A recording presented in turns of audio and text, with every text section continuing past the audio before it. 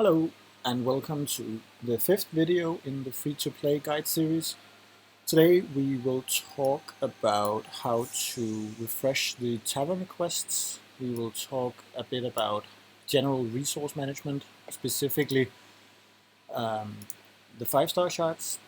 I'll tell you why it's important to save those. And then I will just show you how to manage the Crusade dungeon and how to get to stage 15 when you have unlocked the runes and grimoires. So let's just dive right into it. What I want to do when going into the Crusade, as before, I will equip the Exorcist while keeping the rest of my heroes unequipped. This is, as I stated in the previous video, to try to keep this number as low as possible for the other heroes, since the difficulty is based on those numbers. So I've already done the first 3 just to get started. So I'll do the elite trial just to get the extra 50% rewards, and I'll just only use the Exorcist, and I will choose the Grimoire with the runes. So what you'll see is that Exorcist, he's just going to stay alive for the entire fight due to his self-healing. Of course he has healing on his active skill. So now he will heal 28,000. And then this monster right here will heal him as well. So 11,000 healing, and it does damage to 2 enemies. So let's see if this one pops again. Yeah, it will now. It'll deal 29,000 damage to each, and that's enough to take them out. So actually that will be the main damage dealer when using only the Exorcist. So I'll continue that for the next few rounds. I'll just keep pressing the elite one as long as I don't see any enemies that's going to risk the Exorcist dying. Basically just try to keep it as safe as possible until you know kind of which heroes you're up against, what they do, and how they can kill the Exorcist. The Exorcist, as I mentioned in an early video, is a very good starting hero. I like Exorcist for this purpose and for the Ancient Ruin as well. The Ancient Ruin I will cover in a future video, as I've already done and locked it again. So Ancient Ruin, that's up in 2 days again. So in 2 days probably I'll do a video on how to approach that. Here we have an Eye Banshee which steals attack from the Exorcist. It shouldn't be a big problem because it's going to kill them rather quickly, so I will risk it. And hopefully I won't get in any trouble. You see now he's healing a bit less, it's only 3,000 each. And now it's going to be a bit less, so now 2,600. But this rune should kill them. Yeah, there we go. The Eye Banshee died and now we're safe. So I'll skip it. I'll skip the next few battles if they're easy as well. So in this one, when you have to choose between the blessings, crit isn't going to do anything for your self-healing.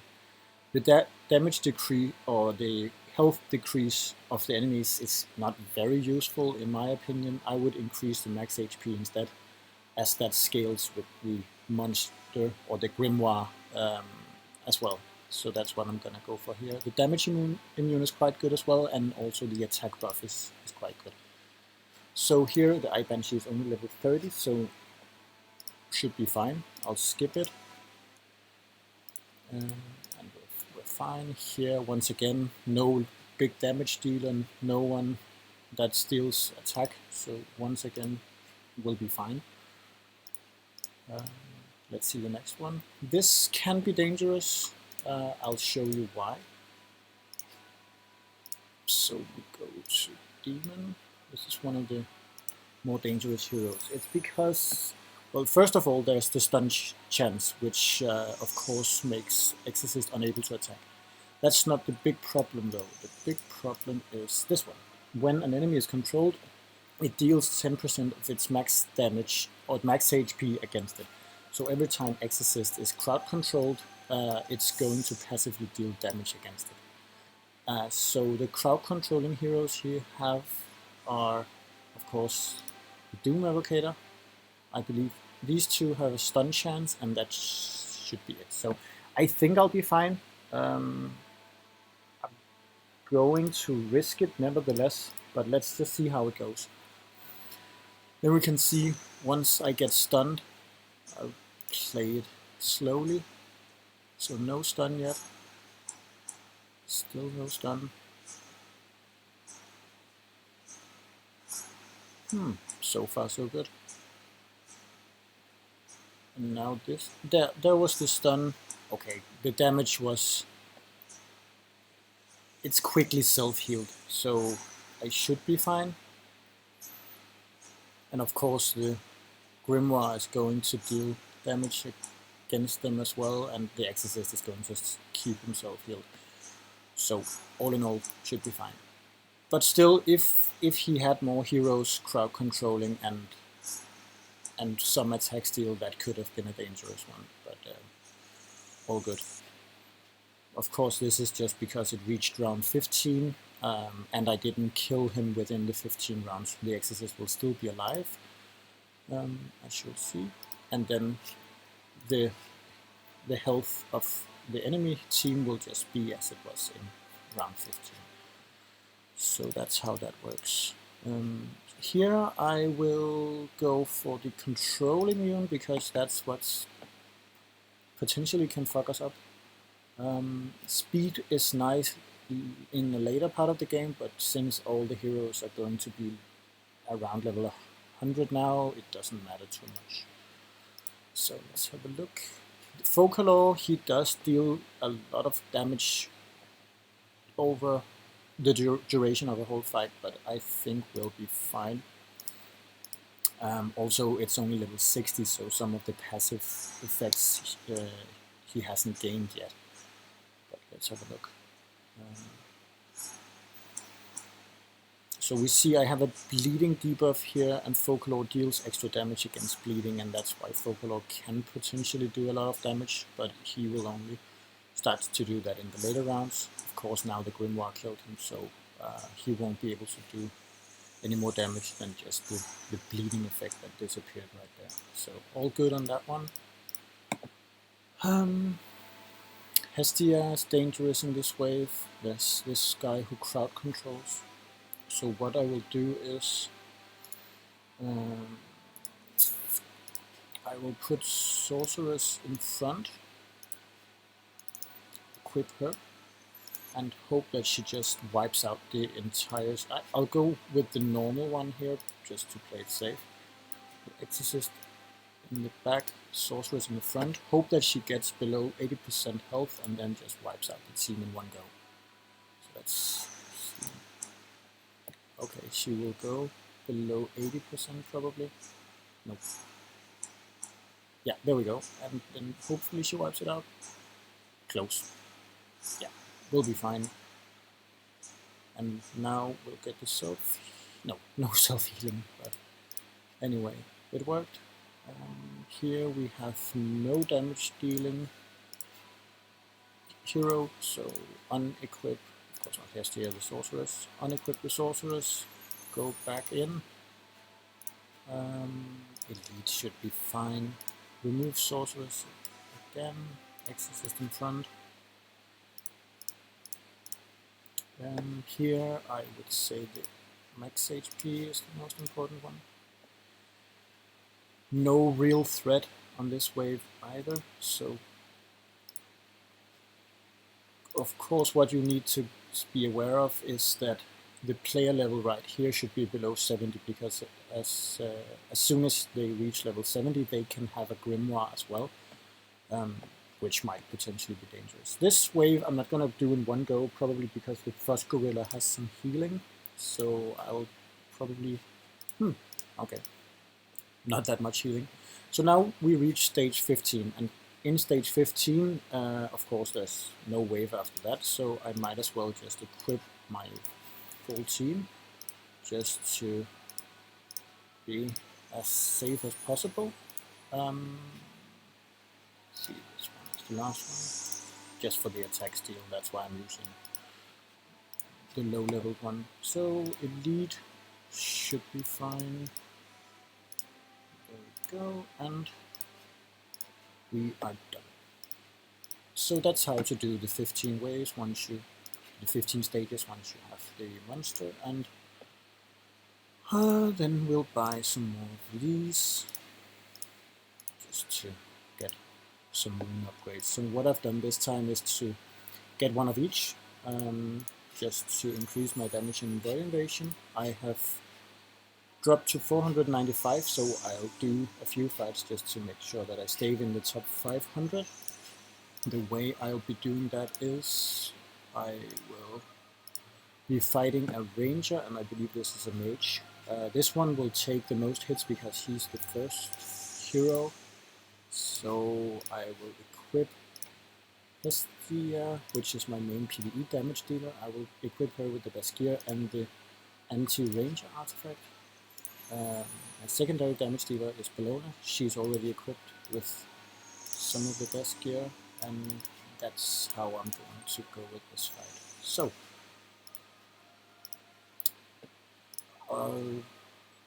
Exorcist in front, it makes sense. I'm going to die either way because they just have too much damage, but yeah, let's go with this setup. See how much damage we're able to do, and how long we'll stay alive. So I'll speed it up, just to not waste too much of your time. Okay, so they do deal a bit of damage, especially that guy over there. Of course the Eye Banshees are stealing attack from this one. That's the stacks you see up here. So 5, 6, which means that the damage is going to be reduced quite a lot. That's why he doesn't deal much damage. So the Hestia is the main damage dealer, and hopefully she'll stay alive for the longest. But so far she's going down quickly. Okay, that was a decent go. So 32 points, 3 million damage. So 32 points, that gave us how many? 477. Yeah, I'm gonna drop below 500 during the day, so I'll do 10 more just to make sure that I stay in the top 500. So 300 points, maybe we'll be like 350 now. Okay, 341. I'll keep an eye on it during the day just to make sure that I stay in the top 500, but I should be fine. Okay, so next thing, the Tavern refresh. What I usually try to do is, if I get 4-star quests, I only accept them if they are either crystals or heroic summon scroll, or rare summon scrolls. Otherwise, I will re-roll them until they become a 5-star quest. If they're 5-star quests, I will re-roll them if they are arena tickets, or if they are 4-star hero shots, and casino chips I usually re-roll as well. The reason you want to re-roll those is to increase your chances of getting 7-star Tavern quest and 6-star Tavern quest, because these rewards really are quite good. So this is a monthly quest, so you have 30 days to get the Tavern quest you need, but the 7-star quests are really hard to come by, so you'll need to reroll quite a lot. I'll make a video going in detail with this, because it is quite important and it can be a bit confusing. So I'll make a video on Tavern refresh, but just very quick summary. Only keep the 4-star quests if they have crystals or the heroic summon scrolls. Everything below 4 stars, just reroll it. Don't start completing 3-star quests or below. They're not worth it. And the 5-star quest, as long as you just don't do any with arena tickets or 4-star hero shards or casino chips, you should see at least 6-star quests and the occasional 7-star quest. So moving on to the resource management. Right now I would be able to summon 4 5-star heroes, and the reason I'm not doing that is because that every 4 weeks you have the event called Invitation from Valhalla, which requires you to summon 5-star heroes of a specific race. And you can see in my second video in this series how the event looks if you're uncertain. But keeping these ones unsummoned enables you to, once the event hits, you just summon all the heroes, and then you, of course it's random what you get, but if you have enough 5-star heroes ready for summon, you'll be able to just complete the 4 non-light or shadow races in no time. So that'll make it a lot easier on you. Another tip for completing the Invitation from Valhalla event is to keep as many 5-star, of course as many 5-star heroes in here as possible, but also try to keep the 4-star heroes, because the fusions count towards that as well. Right now I'm having some problems with my backspace here. I'll show you another important thing. Actually, I'll do it right now. I'm limited to 60 spaces in my hero inventory, and by clicking here you can increase it by 5. Of course the price is going to increase, so now it's 100 crystals, then it's 200 crystals, and then it's 300 crystals. But I would say do that until the price increases to like between 500 and 1,000 crystals, depending on how much you're okay with struggling, because it is going to be very annoying to have to sort out your heroes once you get some more 5-stars and you start building fodder heroes and heroes that you're going to be using. So the backspace will definitely become an issue. Another thing real quick is that once I completed my first Pegacorn trial actually today, and oh, 5-star shards, nice. Yeah, and once you do that, the Pegacorn increases in level. So right now you see it's level 2 out of 21. Every time you increase in level, you are able to actually increase 2 levels, I think. Every time it increases in level, you have 1 Pegacorn point to spend, either to get more endurance, to get more attack and health and stuff. You get increased odds of incidents, and most importantly, I think, you get the speed increase. So I would suggest just maxing out the speed as soon as possible, because then instead of it taking 14 days to begin with, it only takes like 12 days and 20 some hours. So that just maximizes your gain from that. The Pegacorn, that gave me some artifact shards, which was quite lucky. It gave me some random elite hero shards, also very nice. Then it gave me some epic magic coins. It gives you quite a bit of dragon coins, also quite useful. And then, of course, it gave me some this Scourge Spirit. I'll just show you this one. You will be able to use that as food for better heroes later, and once I start building some better heroes, I'll show you how that works. But so far, just keep them. You can't really do anything else, but yeah, they'll just lie there. I think there was one more thing I wanted to do. Yeah, that was in the Dark Tower. Try to stay as competitive as possible, because every 48 hours you're able to press this smash button once you reach level 70, and that just gives you a bit of rewards for every 5 levels you've cleared. So trying to stay as as high as possible on this will of course increase the materials you get. As you see here, I'm stuck on this level and I'm not really close to completing it. Okay, that stun was not very lucky, but yeah, I'm not gonna complete this level, and I probably won't until I build my first 6-star hero. But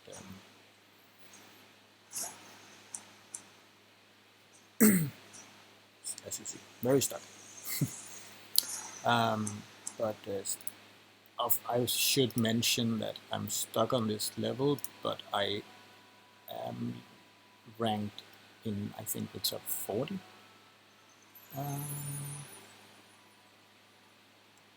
Yeah, I'm number 39 on the server at stage 239. So it's not because I'm stuck on a super low level. I'm doing quite well. And in the Ancient Ruin, I am number 79. It's very important to get as high as possible on this one. In a few days, I'll do a video on Ancient Ruin and how to try to get as high as possible, and I'll elaborate a bit, but just know that it's important to get as high as possible because you get some extra rewards in that way. So that's all for this time, and thanks for watching, guys.